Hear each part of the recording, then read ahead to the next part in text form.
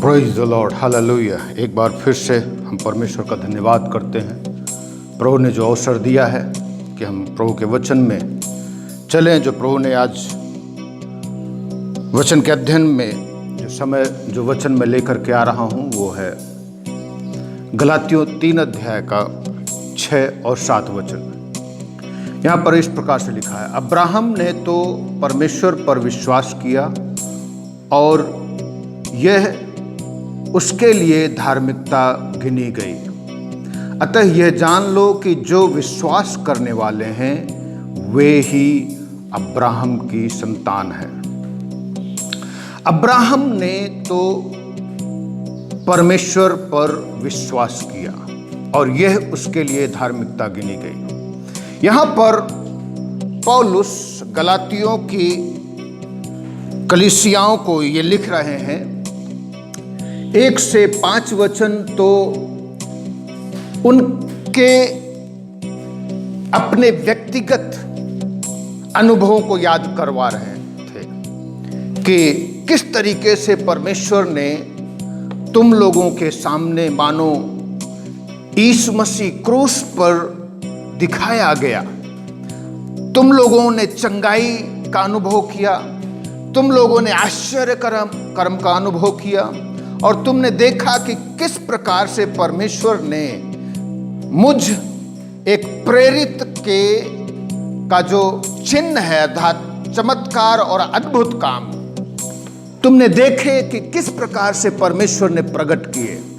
तो 1 से 5 वचन का जो समय था वो जो वचन है वो है उनके व्यक्तिगत अनुभव से वो बता रहे हैं कि किस तरीके से परमेश्वर ने आप लोगों के जीवन में कार्य किया। लेकिन ये जो 6 से के बाद की जो वचन है 6 से 9 वचन, ये परमेश्वर के वचन से वो सिखा रहे हैं, स्क्रिप्चर से उनको याद दिला रहे हैं।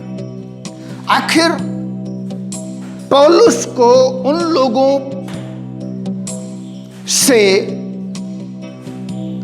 ये स्क्रिप्चर से अर्थात पवित्र शास्त्र से सिखाने की क्या जरूरत पड़ गई, जबकि ये अगर हम देखें गलातियों की कलीसियाओं में अधिकतर लोग अन्य जाति लोग थे। ये यहूदी लोग थे लेकिन इतना नहीं थे। ये अन्य जातियों की कलीसिया, ये अर्थात ग्रीक कलीसिया कहलाती है, अन्य जातियों की कलीसिया कहलाती है। इसमें ग्रीक लोग ज्यादा होते थे क्योंकि अगर हम इसके बैकग्राउंड को देखें तो यहां के जो निवासी थे वो उत्तरी यूरोप के रहने वाले थे, जो यीशु मसीह से 200 साल पहले अर्थात दूसरी शताब्दी में वो यूरोप के उत्तरी क्षेत्र से आकर के माइग्रेट होकर के गलातिया के इस प्रोविंस में आकर के बस गए थे। तो ये सब अन्य जाति लोग थे। इनको क्या पता यहूदियों की व्यवस्था में क्या लिखा है। लेकिन कारण ये था कि उन्हें जरूरत थी व्यवस्था के विषय में बताने के लिए, क्योंकि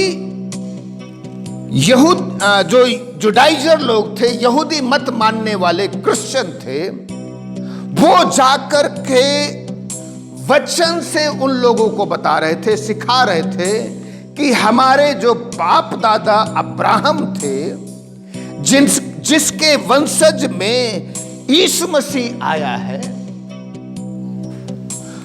उस अब्राहम ने भी खतना करवाया था और खतना कराने के कारण ही वो धर्मी हुआ था और वो परमेश्वर की संतान ठहरा था। उनकी जो शिक्षाओं को याद दिलाते हुए पौलुस बता रहे हैं यहां पर, उन गलातियों के विश्वासियों को बता रहे हैं कि इससे पहले, क्योंकि उत्पत्ति उत्पत्ति 17 अध्याय में खतना के विषय में वर्णन है। जब परमेश्वर ने आज्ञा दी अब्राहम को कि वो खतना कराए, लेकिन इससे पहले कि वो खतना कराता, उत्पत्ति 15 अध्याय में ही परमेश्वर का वचन बताता है अब्राहम ने परमेश्वर पर विश्वास किया और यह उसके लिए धार्मिकता गिनी गई। 15 अध्याय अर्थात इससे पहले कि खतना होता, खतना होने से पहले ही अब्राहम राइचस गिन लिया गया था। अब अब्राहम धर्मी गिन लिया गया था और यह धार्मिकता अब्राहम के कामों से नहीं गिनी गई थी, परंतु अब्राहम के विश्वास के कारण गिनी गई थी। तो इसलिए यहां पर पौलुस गलातियों की कलीसिया को स्मरण दिला रहा है, अब्राहम ने तो परमेश्वर पर विश्वास किया और यह उसके लिए धार्मिकता गिनी गई। अतः यह जान लो, फिर स्मरण दिला रहे हैं पौलुस, उनको बता रहे हैं यह जान लो कि जो विश्वास करने वाले हैं वे ही अब्राहम की संतानें हैं।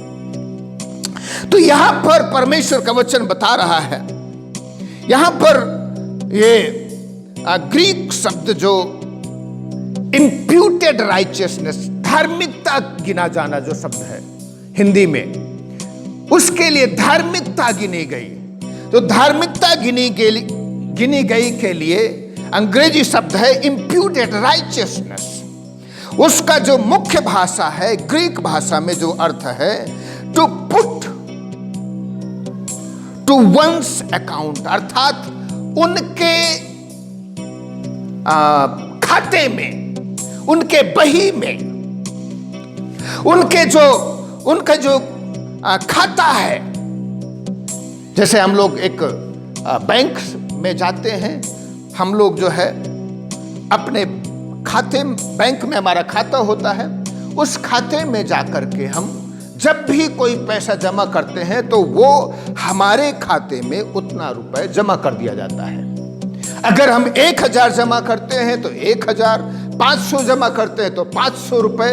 तो उसी प्रकार से अब्राहम के खाते में अब्राहम ने विश्वास किया और विश्वास करने के कारण उसके खाते में जो परमेश्वर के पास बुक है, जो किताब है, जिसको हम कहते हैं जीवन की पुस्तक, तो उस जीवन की पुस्तक में अब्राहम का जो अकाउंट है, अब्राहम का जो खाता है, उसके खाते में धर्मी ठहरा दिया गया उसे। अब वो उसने कोई पाप नहीं किया, उसके खाते में जो पाप वर्णन था उस पाप को सदैव के लिए मिटा दिया गया, परंतु उसके खाते में जो परमेश्वर के सामने है, परमेश्वर के सिंहासन के सामने जीवन की पुस्तक, उस खाते में उसको धर्मी ठहरा दिया गया, उसने कोई पाप नहीं किया।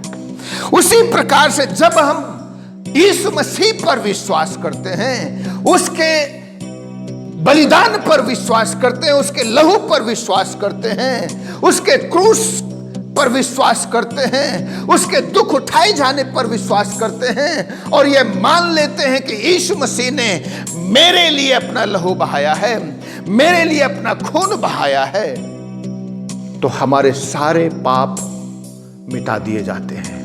यीशु मसीह हमारे सारे पापों को धो देता है, खत्म कर देता है और हमारा नाम वहां पर लिख देता है जीवन की पुस्तक में और हमारे खाते में लिख देता है धर्मी। He is righteous, वो धर्मी है। जब एक पापी यीशु मसीह पर विश्वास करता है तो उसके अकाउंट में, उसके खाते में धर्मी लिख दिया जाता है, धर्मी ठहरा दिया जाता है। इसलिए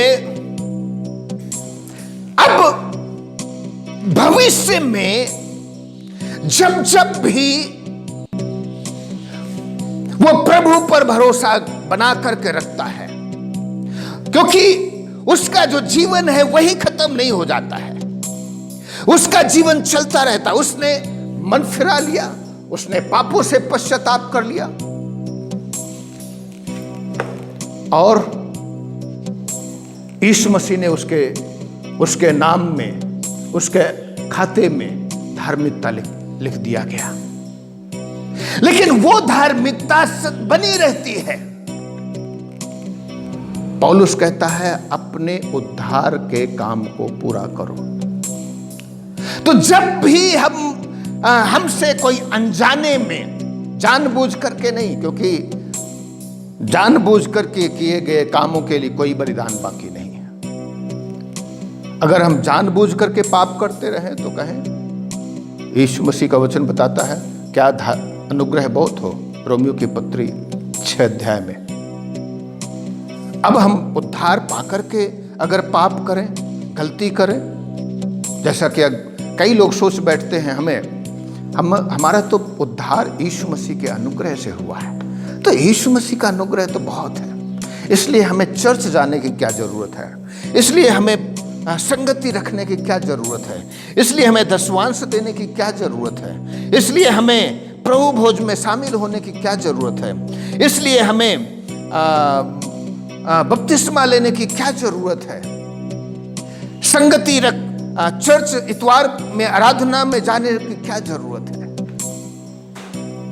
लेकिन मेरे प्रियो, वो आज्ञाएं हैं यीशु मसीह की, विश्वासियों के लिए आज्ञाएं हैं। और यदि हम उद्धार पाए हुए लोग हैं तो हमें एक चीज को जानने की जरूरत है, हमें प्रभु के पास आना है, उसके अनुग्रह को व्यर्थ नहीं जाने देना है। क्या हम पाप करें कि अनुग्रह बहुत? नहीं। प्रभु का वचन कहता है हम पाप के लिए मर गए हैं, तो ये व्यवस्था के लिए हम लोग मर गए हैं मेरे प्रियो। हमें फिर से जानबूझ करके नहीं, परंतु जब हम अनजाने में कोई पाप करते हैं और प्रभु के पास आते हैं, प्रभु मेरे पापों को क्षमा कर, यीशु मसीह हमें अपने लहू से धो देता है, पवित्र कर देता है, शुद्ध कर देता है। तो जो विश्वास करने वाले हैं वे ही अब्राहम की संतान है। तो ये पौलुस उन लोगों को बता रहे हैं कि यदि आप सोचे कि खतना कराने से हम लोग परमेश्वर की संतान ठहरेंगे, तो वो अब्राहम की संतान ठहरेंगे, नहीं। विश्वास करने के कारण ही हम अब्राहम की संतानें हैं, और अब्राहम की संतानें हैं, उसके वंशज की भी संतानें हैं, और यीशु मसीह की संतानें हैं। आइए हम लोग प्रार्थना करें। यदि हम अभी भी व्यवस्था और अपने तमाम रीति रिवाज और परंपराओं में अभी भी जीवन व्यतीत कर रहे हैं, हम पश्चाताप करें, मन फिराएं। परमेश्वर पिता, मैं प्रार्थना करता हूं प्रभु, हमें अपने लहू से धो, हमें शुद्ध कर, पवित्र कर। और प्रभु यदि कोई बीमार है प्रभु, आज उन सबको स्पर्श कर और उन सबको छू करके चंगा कर दे। तो आश्चर्य कर्म कर, यीशु के नाम से मांगते हैं, amen, amen. God bless you, have a nice day. प्रभु आशीष दे।